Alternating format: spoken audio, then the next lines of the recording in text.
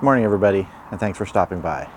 It's been a while since I've cleaned my Oklahoma Joe's Highland offset smoker, so today's the day. I'm going to clean it. I'm going to take you along with me. It's just really easy. Just take my advice. I've done this before. Wear an old shirt, old shorts, shoes, anything. You're going to get dirty potentially. There's a lot of grimy, greasy stuff like that, and you don't want to get that on good clothes. So let's get going. Okay, first thing we're going to do is we're going to clean out the firebox. I'm going to dump this in my metal ash can. Going to set our charcoal basket aside. We're going to take the grate that the charcoal basket rests on out, and this we don't have to clean with any water or anything. It's just going to stay dusty and dirty. It doesn't need to get clean. But we do have to get all this ash out of there. My ash bucket's getting pretty full, but that's actually going to be okay because I'm going to use that for something else in just a minute.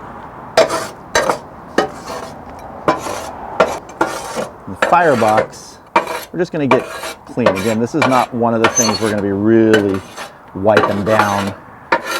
It's not going to get wet. So we're just going to get the majority of ash out of here. And just to make sure we can get most of the ash off the bottom, we're just going to take a paper towel and use it as a scraper. That is plenty good enough. So we're going to put everything back into the firebox now because we are done with the firebox.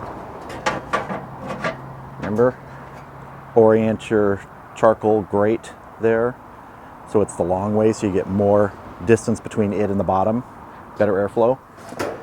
Did a video on that. Our charcoal basket's in. That side of the smoker's done. Next thing I need to do is remove the sensor from inside through the sensor port. Now it's time to start getting dirty. This is the dirty part. I'm going to take out my water pans. Those are just going to get a very simple cleaning in a few minutes. I'm going to dump this liquid in a second.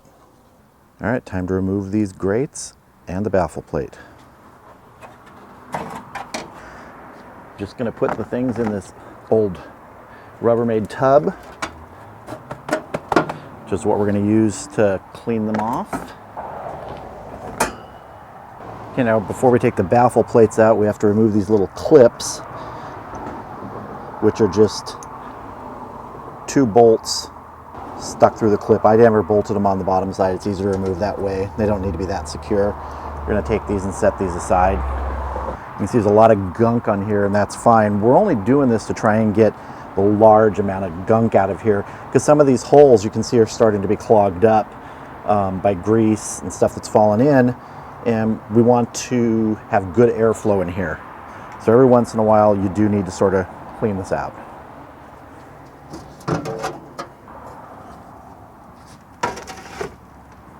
And we're going to take these very bottom grates out as well.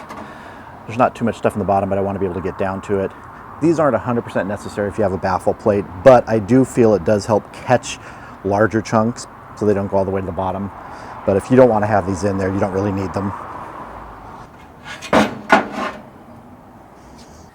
Okay, so I mentioned earlier that I was going to put this bucket of ash to use. Remember that little bit of liquid that was left in my water pan? That's going to go right in the ash. And do you ever have leftover grease in your drip bucket? Right in the ash. That'll absorb it. And then this whole ash bucket, this cold ash, it's all cold, will go into the trash. And if you look here, it might be hard to see, there you get this buildup of grease and stuff which dries and then it flakes off. This is not painted, so this isn't paint coming off. And every once in a while when you open and stuff, these flakes can fall off on your food. So whenever you clean your cook chamber, you really want to knock this stuff off. You want to scrub it off. And it's not like a cleaning process, you're just knocking the stuff down. You can see how it just falls right off. This gets dirty. So if this is important, one of these things, you're gonna throw it away. I asked my wife if I could destroy this. She said, yeah. You're also gonna have those flakes on the inside of the cook chamber, not just on the lid. So you're gonna wanna knock those down in here too. That prevents this stuff from falling on your beautiful food as you smoke it in here. Again, you're not going for clean, you're just going to knock the pieces off. I think we're looking good. Now for the bottom of the cook chamber, I am just going to take some paper towels and get the big stuff picked up. There's actually not a lot of grease down here, it drips. If your drain hole down at this end is getting clogged, you have to make sure that that stays open. Mine's perfectly open, but if yours isn't, clean it out, because you want the grease to have a way to get out of here. And again, I'm not going for spick and span here. I'm getting big chunks and any pools of grease. You can see, that's just normal in here. And if you've ever seen the huge professional barbecue pits that like major restaurants and the famous barbecue chefs have, they're coated with stuff because that's flavor over time. The scent and the smells build up in there. Now, I don't know that that's ever going to be the case here for as long as I have this, but once again, you can take some of it out. You're never going to get it all out, and you don't need to get it all out. And that is enough. So to me, these are all the parts that are the most important to clean, right up there with the interior of the cook chamber to get that flakiness off. So the baffle plates, I'm going to clean off good to make sure those holes are open. I also have these two bottom charcoal grates, which some people use to put charcoal in the cook chamber and do a large charcoal fire. I'm just going to put these back in there now. They're not that dirty and these aren't that consequential. Okay, so now I can focus on these baffle plates. And you'll notice I haven't used any water yet, and I may not. And this is how you do it. Let's get a scraper, scrape it all off. Number one done. Second baffle plate.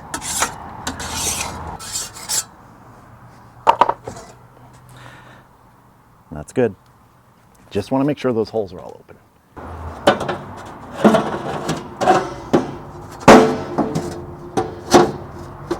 Make sure your hole is aligned here for the brackets.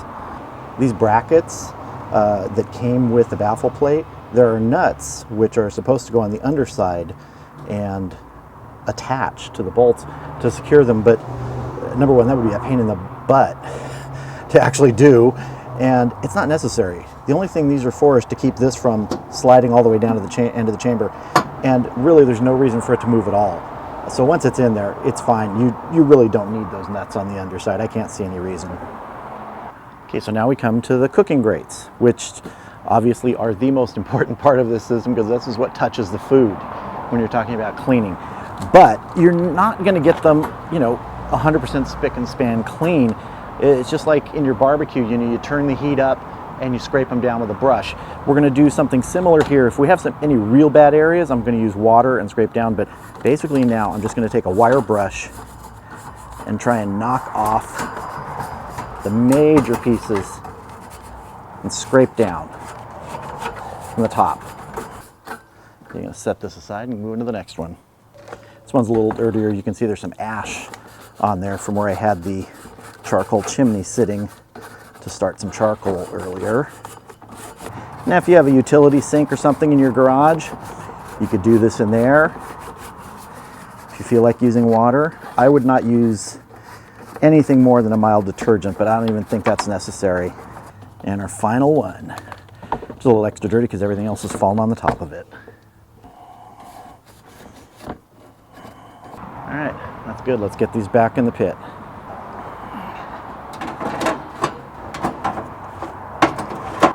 Even from here, you can see that the baffle plate is much cleaner, even looking down through the cooking grates. But we're not done. We have a couple more steps to go to get this cleaner. right, let's go ahead and close this lid so we can do a little cleaning on the outside here. Now, my pit sits outside, and when it's not going to rain, I don't cover it. I do have a cover for it, but I don't cover it, so it gets dusty. You can kind of see that on the top here. We also need to take care of all these flakes that fell off when the lid was open, and we knocked them off the inside of the lid. So to do that, I'm just going to use a paper towel, and I'm going to dampen it up. If you're in a dusty environment like I am during the summer, another way you can clean this off easily, if you have an air compressor, put the spray nozzle on it, blow this dust off. It's not about looks, it's about how the food tastes. Well, it's a little bit about looks. You don't want it to be disgusting. Clean up the faces of the pit thermometers. Not too bad.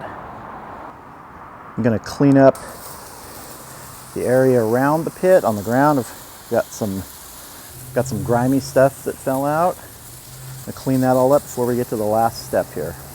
So the final step, it's not 100% necessary, and it's really not even necessary with the way I clean today. In previous times I've cleaned, it would have been 100% necessary. It's not today because I didn't use any water inside the pit or cleaning the grates. They were able to be cleaned dry, but occasionally you do have to use water. And if you do that, and there's going to be moisture inside the pit, is light a fire. Get your firebox going. Get some charcoal in there to heat the pit up so that that water steams away. You get rid of it. You dry your pit out. I like to do it anyway because it allows the grates to get hot, and then I can scrape off any of that final sort of greasy, crusty stuff and make it really clean.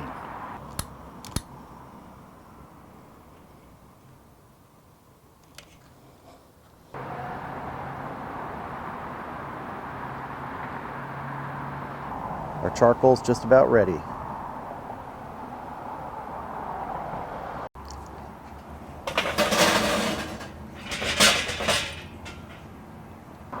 Let's get a little piece of hickory on there.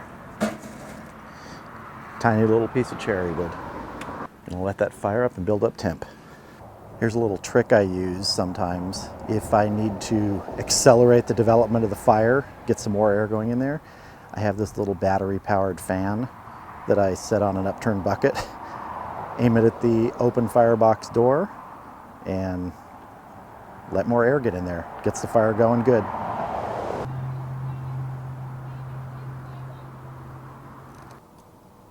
That fan really does help when you want to get this fire stoked. All right, we've been holding at a pretty good temp here. Good fire, good smoke. Not going to cook anything right now. We're just doing this to finish up the last of this cleaning process, so let's get going with that. We're just going to do a final scrape down of the cooking grate here. Get any of those last little bits that were hanging on.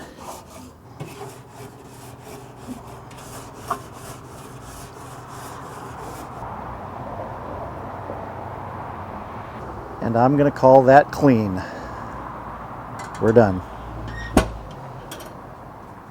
Okay, that wraps this up on this hot morning. I'm dirty, I'm sweaty, but my cooker is clean. It's not pristine, but it's clean, and that'll do for me. So I hope this was helpful for all of you. Thanks for watching. I'll see you again soon.